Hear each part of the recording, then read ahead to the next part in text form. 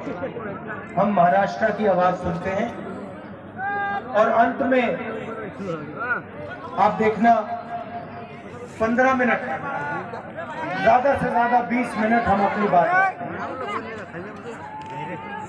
और आपसे बहुत सीखने को मिलता है। आमतौर से राजनेता आते हैं, हवाई जहाज से आते हैं, हेलीकॉप्टर से आते हैं, गाड़ी से आते हैं, 1-2 घंटा भाषण करते हैं, मन की बात रखते हैं।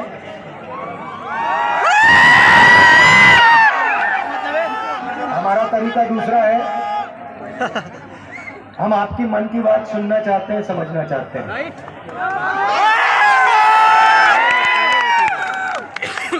तो सबसे पहले मैं आपका धन्यवाद करना चाहता हूँ। देखिए 3500 किलोमीटर चलना, फिर थोड़ा पीछे, 3500 किलोमीटर नहीं, वो मुझे दिखाई नहीं दे रही। 3500 किलोमीटर चलना इतना आसान नहीं होता है, मगर दिन भर आप लोगों की शक्ति, आप लोगों का प्यार, आप लोगों का भरोसा अगर किसी भी व्यक्ति को मिले तो 3500 क्या वो 10, 15, 20 हजार किलोमीटर चल जाए। आप देखिए, मेरा चेहरा देखिए, ये हमारे नेताओं का चेहरा देख लीजिए, सब मुस्कुरा रहे हैं। कोई थका तो नहीं लग रहा ना? क्यों? क्योंकि हम अपनी शक्ति का प्रयोग नहीं कर रहे, हम आपकी शक्ति का प्रयोग कर रहे हैं। आपकी शक्ति हमारे को मदद कर रही है, आपकी शक्ति हमारे को श्रीनगर तक पहुंचा। और ये हमारा जो तिरंगा है, दिनेश जी इसको लाइए सामने।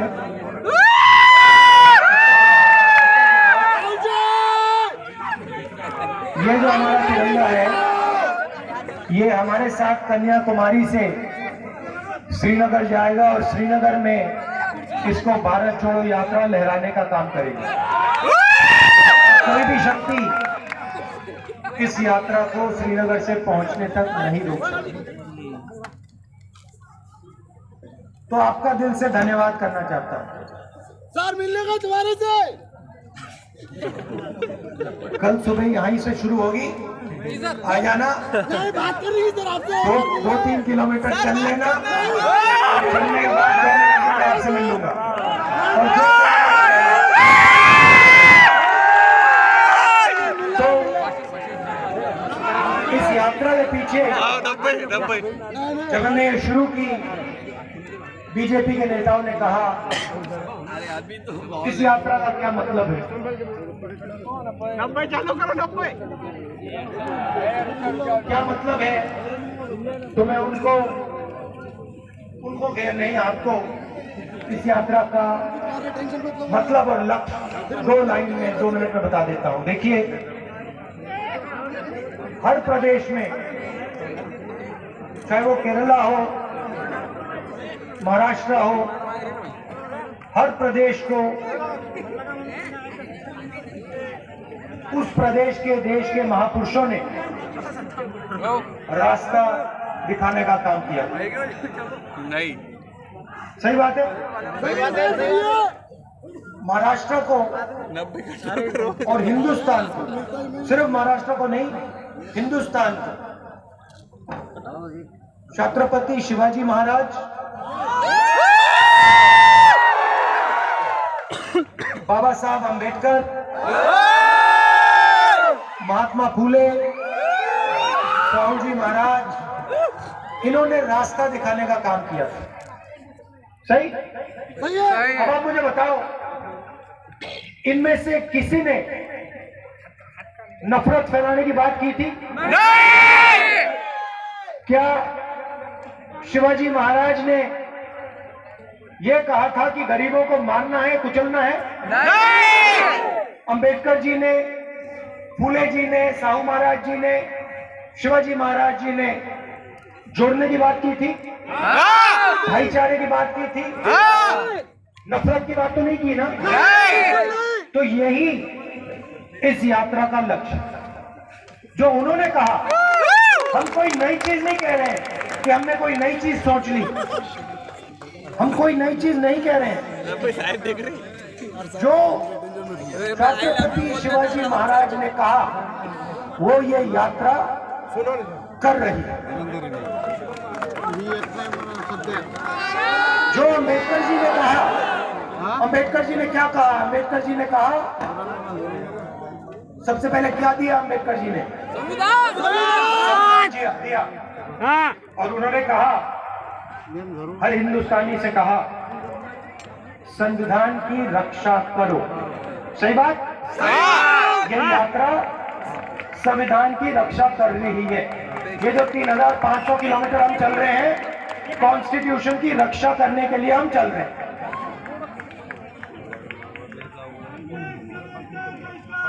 राहुल गांधी जैसा हो, हम तुम्हारे साथ हैं, हम तुम्हारे साथ हैं। इस यात्रा की मदद आप लोग कर रहे हो। इसका मतलब जो शिवाजी महाराज जी ने कहा, हेलो जो अम्बेडकर जी ने कहा, बोलो ना। जो साहू जी ने और महाराज जी ने, फूले जी ने कहा, वही काम आओ आप सब कर रहे हो। आओ जब आप हमारी मदद कर रहे हो, जब आप हमारे साथ चल रहे हो, ये काम आप कर रहे हो। अब देखिए, दूसरी चीज बताता हूं। अब ये यात्रा कितने दिन? 70 दिन हो गए तकरीबन, 70 दिन हो गए। और इस यात्रा में लाखों लोग चले, लाखों चले। राहुल को आए इस यात्रा में एक बार बोला तो ना, सुन ले। आपने कहीं भी हिंसा देखी? कहीं भी आपने नफरत देखी? नहीं। कोई इस यात्रा में आता है तो कोई उससे पूछता, भैया तुम्हारा धर्म क्या है, तुम्हारी जात क्या है, तुम्हारा धर्म क्या है, तुम करते क्या हो? कोई नहीं पूछता। और अगर कोई गिर जाता है, भीड़ में कोई गिर जाता है, जैसे आज 2-3 लोग गिरे, सब लोग मिलकर उसे उठा लेते हैं। अगर चोट लगती है, जैसे आज एक पुलिस वाले को लग गई, यात्रा उसकी मदद करती है। मतलब यात्रा किसी को पीछे नहीं छोड़ती,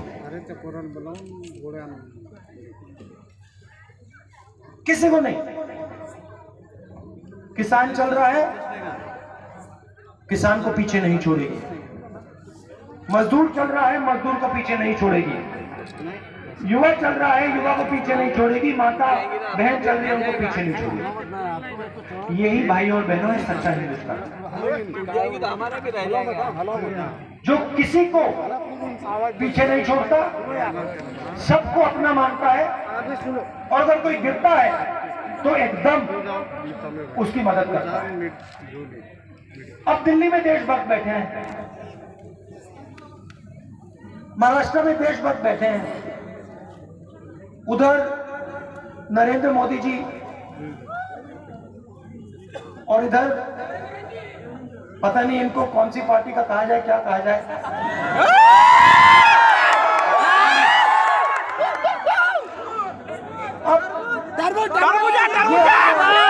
आपको देशभक्त कहते हैं। अब मैं आपसे सवाल पूछता हूं, आप सबके पास परिवार है जी? है। अगर आपके परिवार में कोई आकर नफरत फैलाए और भाई को भाई से लड़ाए और भाई से कहे कि तू अपने भाई को मार दे, तो परिवार का क्या होगा? फायदा नुकसान? नुकसान। फायदा नुकसान? नुकसान। तो अगर परिवार को तोड़ने से परिवार का नुकसान होगा, परिवार में नफरत फैलाने से परिवार कमजोर होगा, भाई भाई को मारता है तो परिवार कमजोर होता है, तो फिर अगर भाई भाई को मारेगा, देश में हिंसा फैलेगी, तो देश कैसे मजबूत होगा? मेरे को भिजवा दो। कमजोर होगा ना? जरूर। अच्छा एक और बात बताओ, अगर परिवार में जो परिवार को भोजन खिलाता है, जो परिवार की रीढ़ की हड्डी होती है, अगर आपने उसको भूखा मार दिया तो परिवार का क्या होगा? पूरा परिवार भूखा मरेगा। पूरा परिवार खत्म हो जाएगा। जरूर। तो अगर हिंदुस्तान के किसान को भूखा मार दिया तो हिंदुस्तान का क्या होगा? और आज हिंदुस्तान के किसान को भूखा मारा जा रहा है। बीजेपी की पॉलिसीज मान आप किसी भी किसान से पूछ लो, शांत रहे। मैं हजारों से मिल चुका हूँ, सारे के सारे आपको कहते हैं हमें सही दाम नहीं देखो ये मिलता। कभी आएगा नहीं मौका अपने गांव में, देखो हम बीमा भरते हैं, अपना पैसा डालते हैं, आंधी आती है, तूफान आता है, खेत बर्बाद हो जाता है, हम कंपनी के पास जाते हैं, उनका फोन नंबर नहीं पता लगता, उनका एड्रेस नहीं है, आगे पीछे दौड़ते हैं, मगर बीमा का पैसा महाराष्ट्र और हिंदुस्तान के किसान को नहीं मिलता है।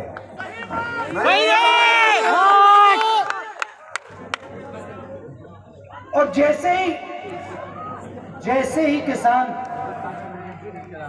की फसल होती है, जैसे ही बेचने का टाइम आता है, वैसे ही हिंदुस्तान की सरकार एक्सपोर्ट इम्पोर्ट पॉलिसी को बदल देती है और किसान का जो दाम होता है उसको गिरा देती है। भाव उतार देती भाव। ठीक है, और आगे चलते हैं। किसान को डीजल की जरूरत होती है, पेट्रोल की जरूरत होती है, गैस की जरूरत होती है खाना पकाने के लिए। जरूरी है। गैस का क्या दाम था यूपीए के समय? 400 रुपए। आज क्या है? 1200। पेट्रोल का क्या दाम था? 60 रुपए। आज क्या है? 120। डीजल का क्या था? 55। आज क्या है? 100। पैसा किसकी जेब से निकल रहा है? किसान के जेब से निकल रहा है। तो इनका पूरा का पूरा लक्ष्य, जो देश की रीढ़ की हड्डी है, देश को भोजन देता है, 24 घंटा काम करता है, सबसे पहला इनका लक्ष्य उसकी रीढ़ की हड्डी तोड़ने का है। उसको खत्म कर दो। फिर कहते हैं हम देशभक्त हैं। जो किसान को बर्बाद कर रहा है वो देशभक्त हो सकता है क्या? नहीं। ठीक है, फिर नरेंद्र मोदी जी ने कहा काले धन के खिलाफ लड़ाई लड़नी है 8 बजे रात को। एक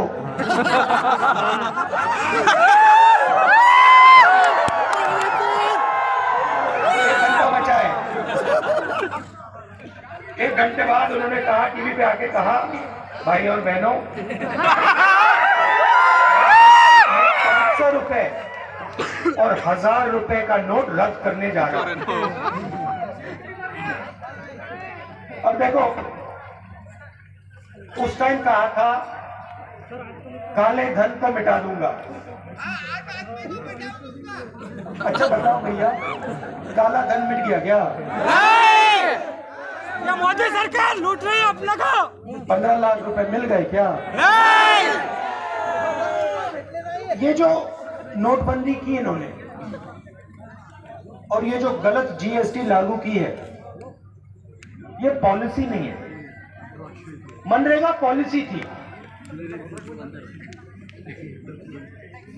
भोजन का अधिकार पॉलिसी थी, ये पॉलिसी नहीं है।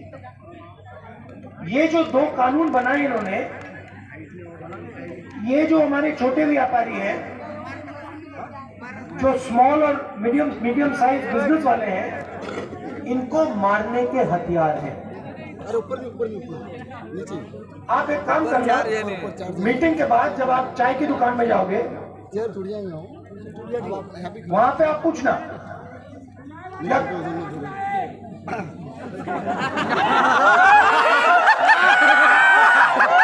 पे भाई राहुल गांधी ने कहा कि ये जो नोटबंदी की और ये गलत जीएसटी लागू की, ये आपको खत्म करने के हथियार थे।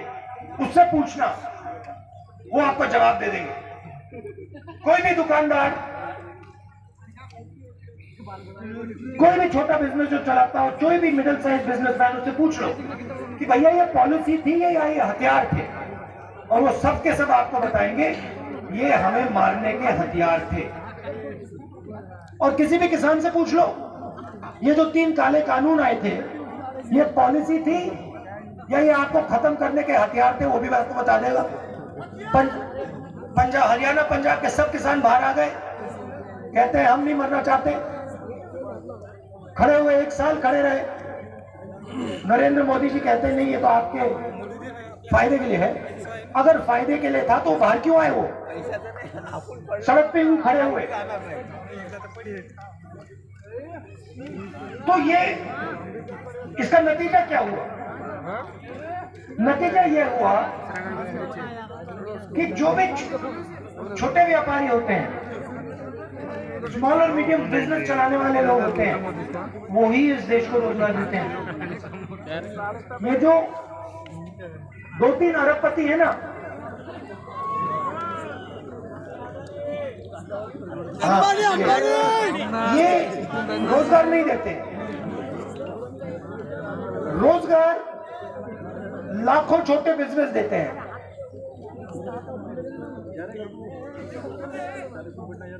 इन्होंने क्या किया?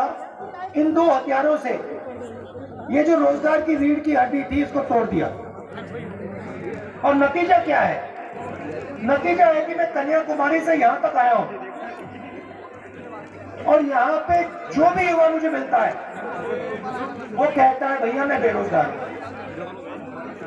मुझे रोजगार नहीं मिला। कहते हैं मैं इंजीनियरिंग पढ़ी मैंने, मुझे मजदूरी करनी पड़ रही है। बराबर है सर। डॉक्टर बनना चाहता था, कोई आर्मी में जाना चाहता था, सब रास्ते नरेंद्र मोदी जी ने बंद कर दिए।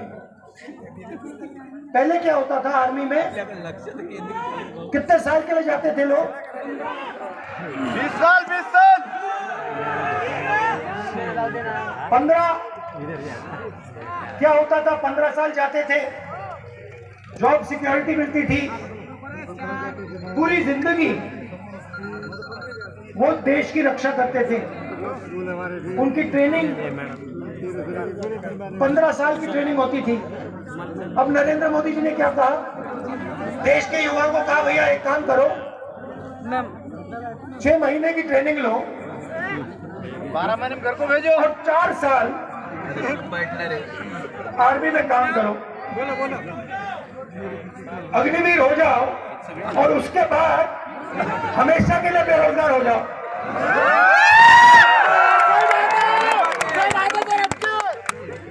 अब देखिए, युवा के दिल में भावना है,